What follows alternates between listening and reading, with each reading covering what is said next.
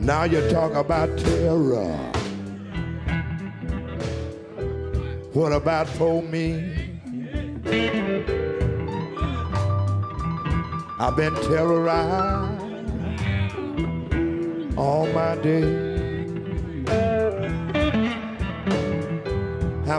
All my day.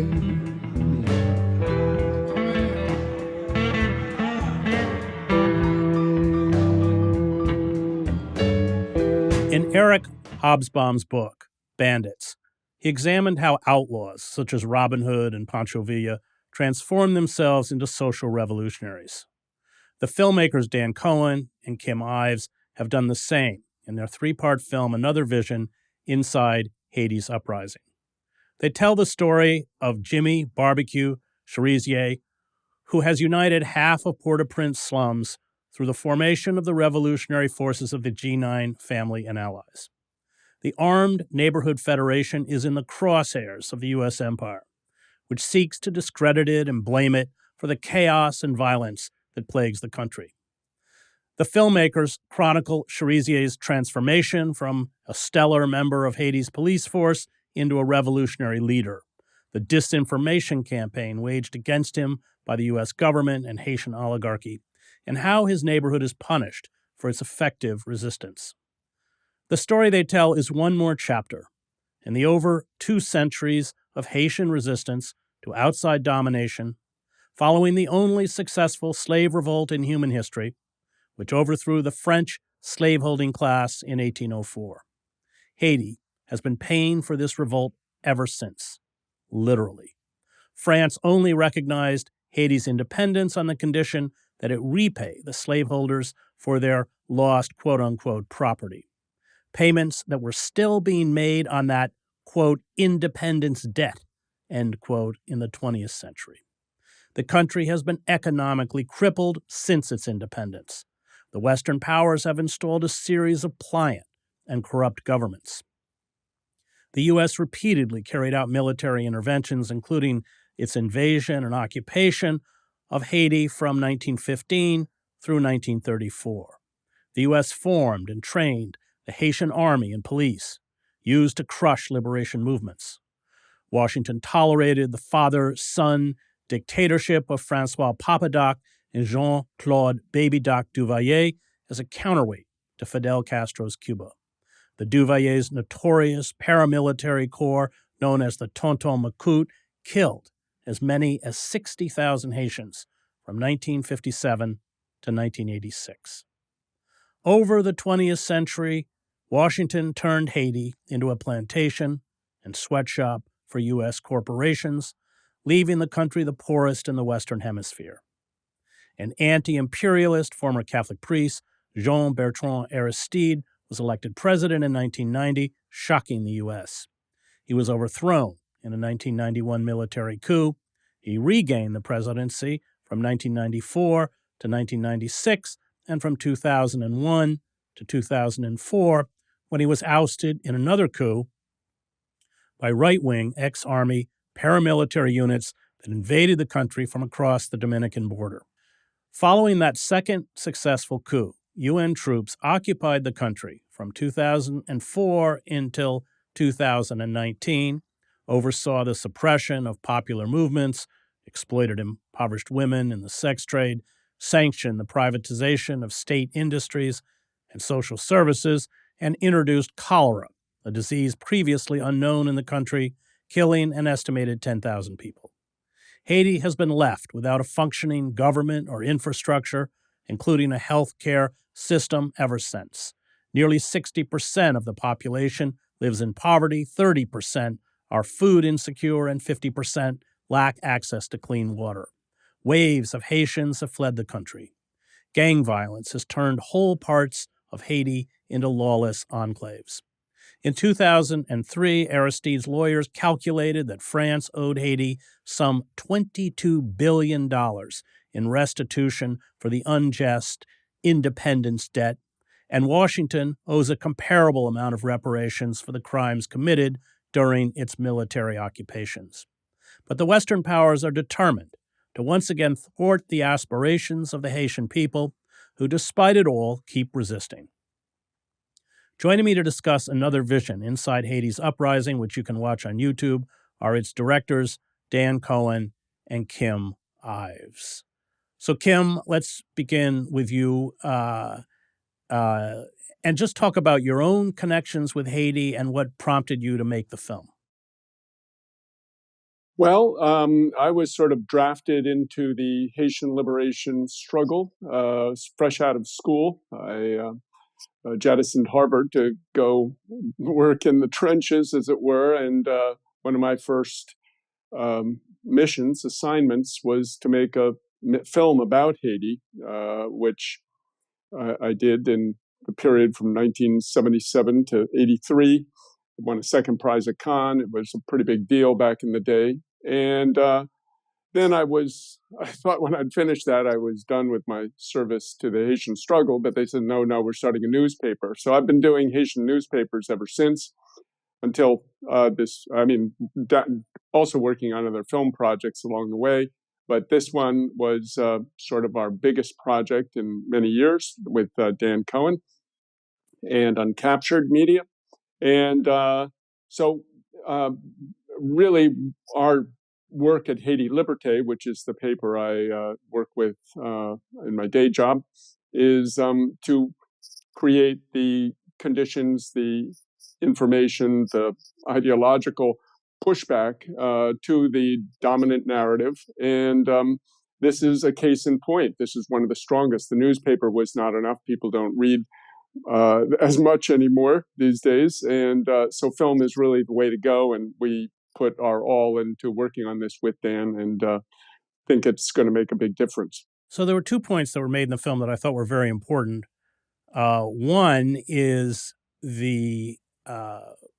what happens when countries like Haiti are ruthlessly exploited by imperial powers, that it leads to a kind of breakdown. That's something that, of course, I saw in Central America, where I spent 5 years, in countries like El Salvador, Honduras, that there's nothing intrinsic within their culture that leads to this kind of anarchy and chaos and lawlessness, but it is the distortions from outside forces. And the other thing that I think you did really well in your film is tell the story from the perspective of the resistors, who are very effectively demonized. And one of the things that you highlight in the film is the complicity of human rights groups who essentially follow the dictates of the State Department and the dictates of those who fund them, the Soros Foundation, and et cetera. So let's begin, Dan, by talking a little bit about Cherizier, who he is, and why he's important, and then maybe we can go into the campaign against him, and I mean how pervasive that campaign is. The media, of course, as you point out, echoes this narrative that essentially discredits him. I mean, I should also note that resistance leaders are uniformly referred to as bandits, as was Sandino in Nicaragua or anywhere else. But maybe you can speak to that, Dan. Exactly, Chris. Jimmy Barbecue Cherizier. Barbecue is his nickname, which he was given when he was a kid, growing up in the streets of Port-au-Prince. And not because, as if you watch the Vice documentaries, you'll hear it's because he likes to burn people alive, but it's actually because there were a lot of other Jimmys in the neighborhood, and his mother sold grilled meats on the street, and so he just got nicknamed Barbecue. So it's kind of a little taste of the propaganda campaign that is waged against Cherizier.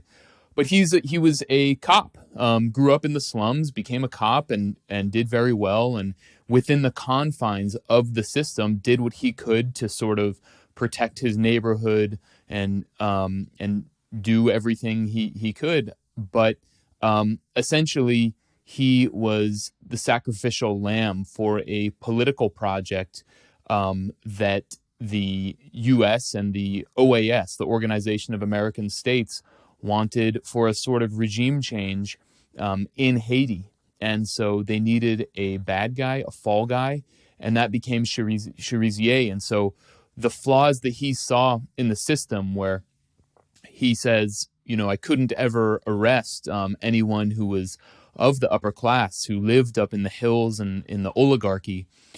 They were exempt from the law. I could only arrest people, who were from my same class, the poor. And so those criticisms that he had suddenly, him being sacrificed, poured gas on the fire. And he went through essentially a process of radicalization where he went from essentially enforcer of the system to its primary enemy and seeking to overthrow it. And so that's something we chronicle in the first episode of the documentary. And today, if you Google Jimmy Cherizier, you will see any number of articles that talk about how he is the devil. He's responsible for all of Haiti's problems. He's a mass killer, a mass murderer. He's carried out numerous massacres.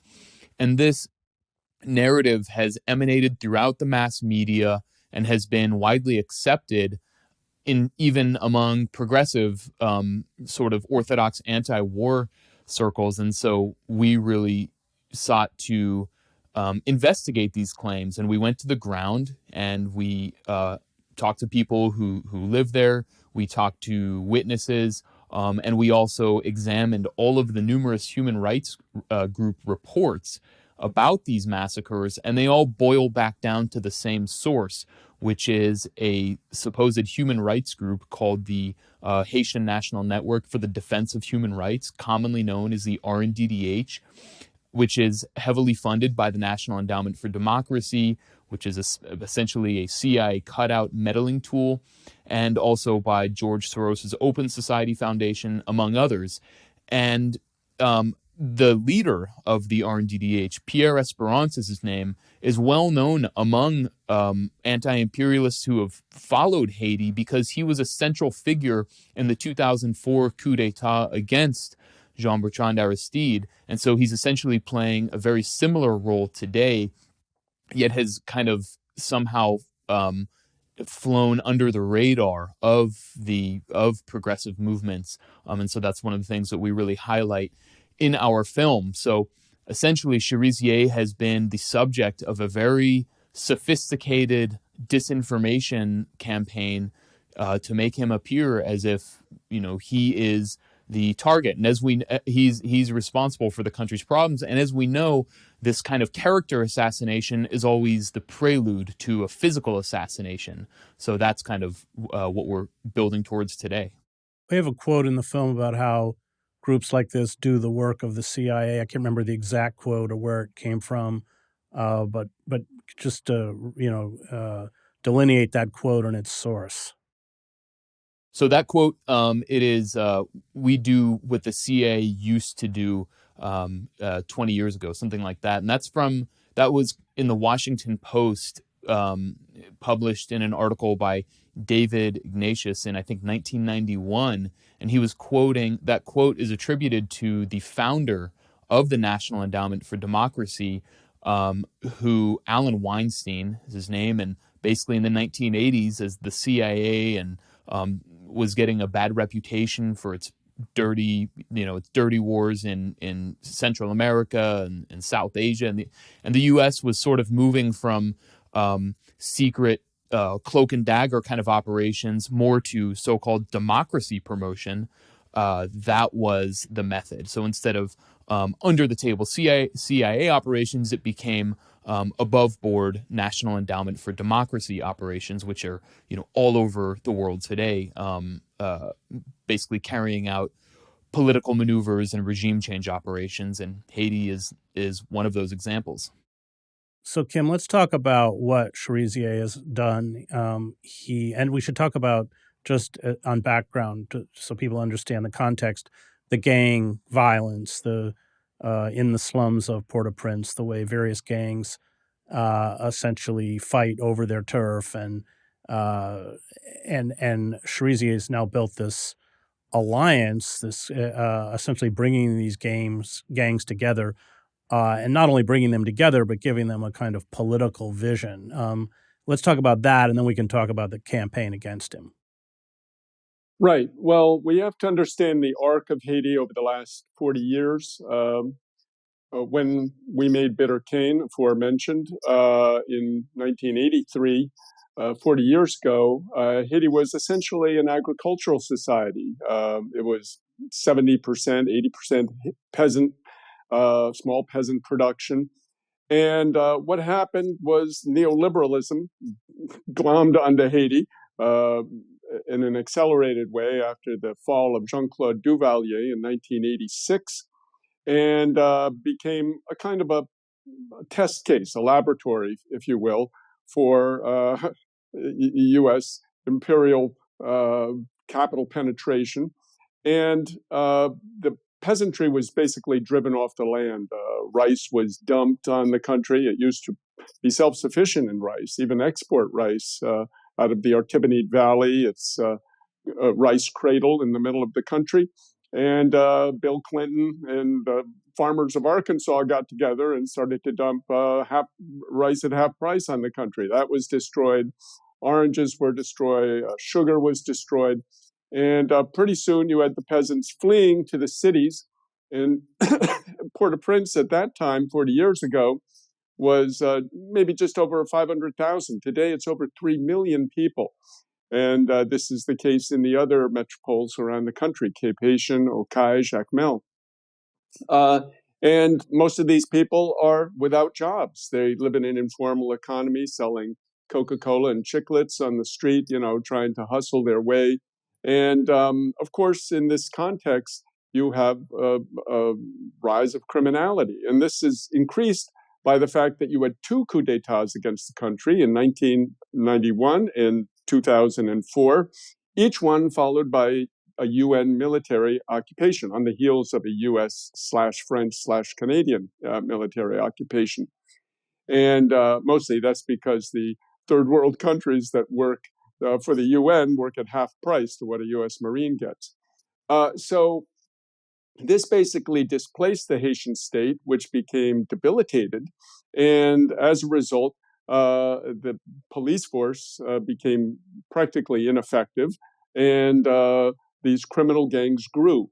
So in response to them, really since the time of Duvalier's fall in 1986, there was the phenomenon of what you call vigilance brigades in Haiti, where neighborhoods would band together to keep out the criminals. Previously, it was the former Tonton Macoutes who used to maraud after Duvalier fell, and people were just armed with pots and pans and maybe some machetes. But increasingly, these vigilance brigades were hired by the bourgeoisie to guard their warehouse or their factory or their plantation, and they got weapons, and they became more and more powerful and strong, and eventually started to go into business for themselves. This is the story of what happened to Cherizier, because in Lower Delma, which is one of the most blighted, impoverished parts of Port-au-Prince, there were gangs in his neighborhood. And essentially, when he got into the police, which was really a huge victory for somebody who was basically born in the gutter and grew up, just as a street urchin, if you will. And he went through school, went to college, got into the police. He'd arrived. And then here he was with the gangs infesting his neighborhood. He got together with other cops that he was working with, and they drove the guys out. And that was in the beginning. But then when the cops turned on him and tried to hang a botched operation on him, he said, man, these people are really no good. And he got the idea, and we explain it in the film, of uniting all these gangs so they were no longer being used as cannon fodder, as the muscle for the bourgeoisie in their political machinations and vendettas against each other, etc. And so Cherizier, in fact, one of his big allies, a guy in Cité Soleil called Iscar, was of the same mind. He was a former physics professor. He was pretty educated for coming out of the streets of Cité Soleil. And one day, two other gang leaders came to him from a bourgeois who had said, we're going to do a campaign to get so-and-so elected. And he said, listen, I'm not in it. And they said, no, you got to be in it. We told the guy and we took the money. And he said, no, I'm not in it. You guys do what you got to do. They ended up killing his mother, and as a reprisal for that. So this sort of cemented a reaction to this criminal gangs among these neighborhoods. And that's where Cherizier went, neighborhood by neighborhood. And, it's not in the film, but we've been told stories of how, they would invite somebody who like Iscar or Cherizier used to fight against to come in and join them. And, people were concerned about his security. Hey, that guy might shoot you. But he said, no, we got to show them that we're ready to trust them, so they'll trust us. So he's cobbled together this force, and through a very articulate and I could say charismatic campaign, has begun to convince the population of his sincerity and effectiveness, despite the barrage of disinformation coming from the Haitian mainstream and U.S. mainstream and French mainstream, etc., media, Canadian. Let's not leave them out. And so it's a very and that's really where we are now. We're in the throes of that ideological struggle right now to push back against the disinformation campaign, which is vilifying him. The same thing I'm sure you've seen in your coverage of El Salvador, etc. The demonization of people trying to liberate themselves. Let's talk a little bit about the social inequality in Haiti. Cherizier talks quite a bit about the ruling oligarchy, which he says comprises about 5% of Haiti and controls about 85% of the wealth.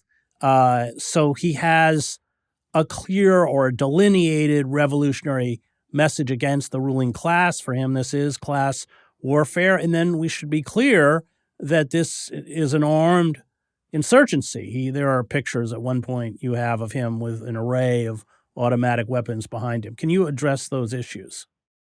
Yeah, Chris. So in all of the mainstream media interviews with Cherizier, even the ones that are less foaming at the mouth, they never talk about the demands that he lists out in essentially every interview, which are clean water, food, access to education, good housing, jobs.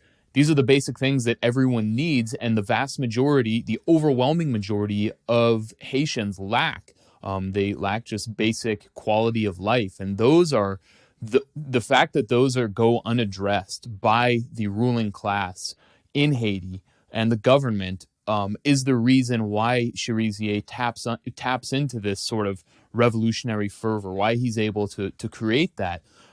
So if you go to areas like Cité Soleil, there are people living, hundreds of thousands, even many hundreds of thousands of people living literally in sewage. And this is not by accident. It is a choice of the government, of the international NGOs that pour huge amounts of money into Haiti only to wash it through and line their own pockets. And so you have the canals that run down Port-au-Prince from the hills and carry sewage, but they're blocked by trash that has clogged up the canals that are supposed to run out into the Caribbean Sea.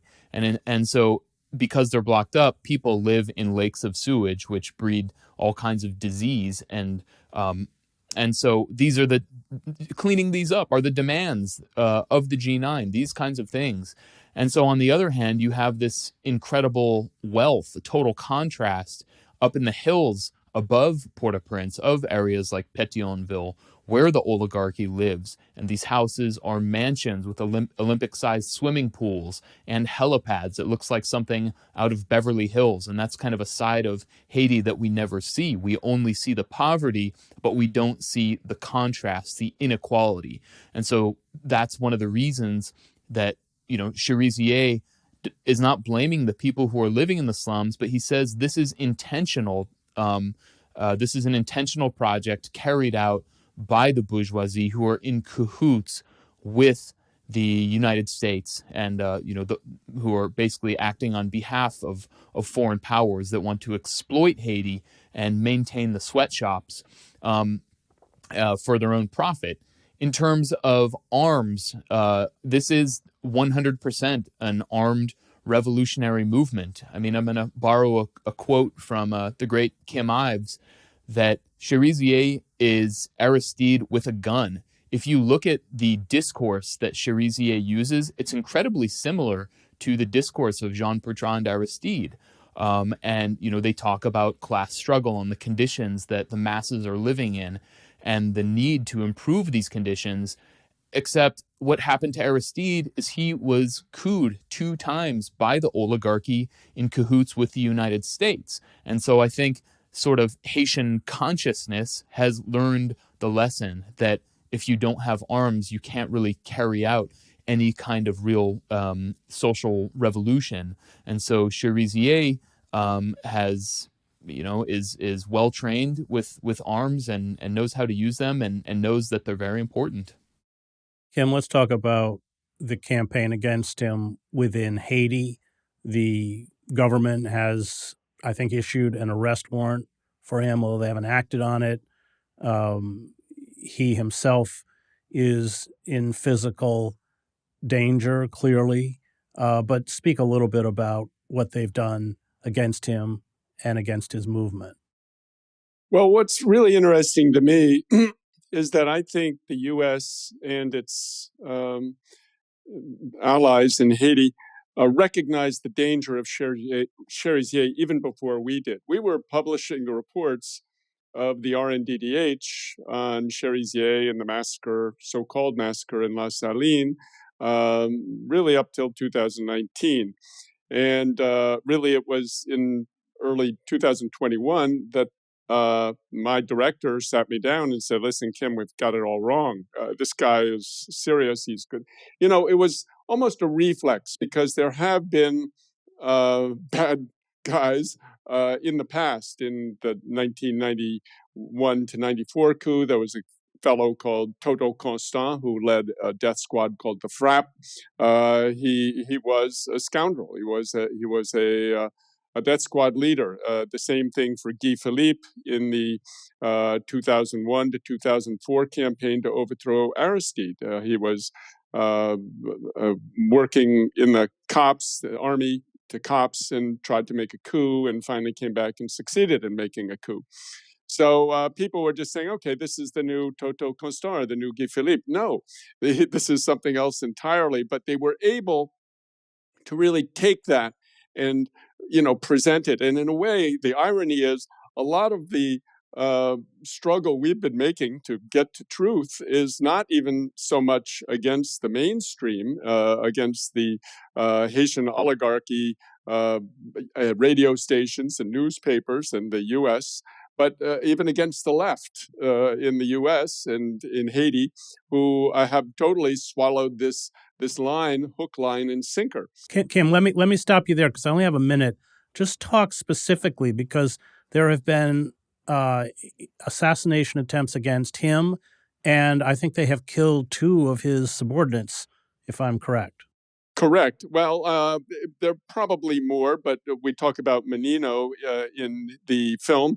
But more recently, just about 7 weeks ago, one of his key allies in the area of La Saline, where he holds press conferences, a guy called T. Junior, was gunned down under still unexplained circumstances. It may have been from within his own corps. We're learning, or it may have been a rival. But in any case, yes, this is the huge danger. He is extremely exposed, and he's aware of it. So, this is a tremendous challenge to be able to navigate the treachery of these waters and the people who surely are being sent by U.S. intelligence agencies and others to infiltrate the movement and get close to Cherizier, win his confidence. He already had one fellow who he introduced me to the first time I met him in April of 2021. And he said, if something happens to me, he says this all the time, something happens to me, this guy will take over. Well, this guy turned out to be in some ways working for his demise, and ended up doing an ambush where another fellow called Sanson of the Crachet de Feu group, which was a G9 affiliate, was killed. Cherizier escaped unharmed. But yes, so two that we know of recently have been killed. Menino was killed by the cops. So yes, he's really up against it, both from within and without. And we're waiting to see what will happen in the coming period, where the U.S. has really put a target on him, even got the UN Security Council to identify him as the one person in Haiti to be sanctioned when they took a vote back in November of 2022. Great. We're going to stop there. That was Dan Cohen and Kim Ives on their film Another Vision, Inside Haiti's Uprising. I want to thank the Real News Network and its production team, Cameron Granadino, Adam Coley, David Hebden, and Kayla Rivera. You can find me at chrisedges.substack.com.